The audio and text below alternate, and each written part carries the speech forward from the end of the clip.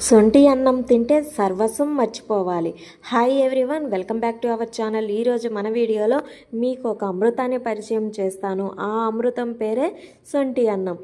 పల్లెటూరులో ఉండే వాళ్ళకైతే ఈ సొంటి అన్నం గురించి అస్సలు చెప్పనవసరం లేదు. చాలామంది చాలా ఇష్టంగా తింటారు. ఉగాదికి కానీ సంక్రాంతికి కానీ ఈ సొంటి అన్నాన్ని పోలేరమ్మకి పెట్టుకునే వాళ్ళు ఖచ్చితంగా ప్రిపేర్ చేస్తారు. ఈ సొంటి అన్నం ప్రిపేర్ చేయడానికి ముందుగా ఒక గిన్నెలో మెత్తగా అన్నాన్ని ఉడికించి ఆ అన్నం అంతా బాగా చల్లారే వరకు ఆరబెట్టి సొంటి గింజ అనేది ఒక సపరేట్గా అమ్ముతారు మనకి పల్లెల్లో తీసుకొచ్చి.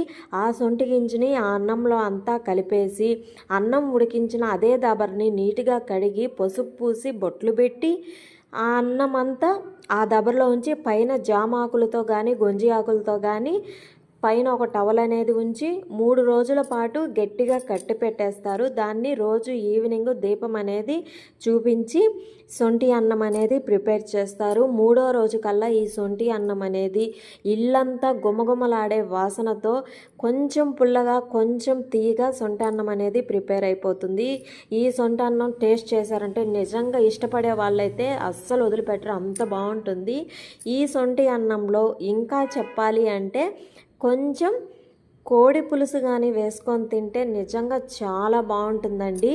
ఇష్టపడే వాళ్ళైతే ఇలా కోడి పులుసు వేసుకొని కూడా తింటారు, లేదంటే మామూలుగానే తినేస్తారు. చాలా బాగుంటుంది. ఇందులో వాటర్ అనేవి వస్తాయి అడుగున. ఆ వాటర్ అనేవి మనకి ఎలా ఉంటాయంటే తాటి కళ్ళు ఎవరైనా తాగుంటే ఖచ్చితంగా ఇందులో వచ్చే వాటర్ కూడా అలానే ఉంటాయండి. ఇది పోలేర